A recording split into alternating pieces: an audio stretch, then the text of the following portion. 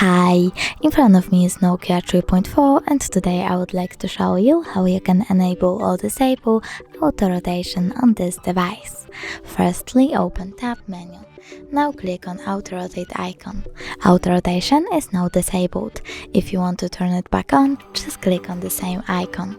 But you can also go into Settings, choose Display, click on Advanced, scroll down again and tap on the switcher next to Auto-Rotate screen to turn it off or on. If you want to check out if it works, you can go into any app, for example Photos, and turn your device. Thanks so much for watching. If you enjoyed this video, don't forget to leave a like, comment and subscribe. Bye!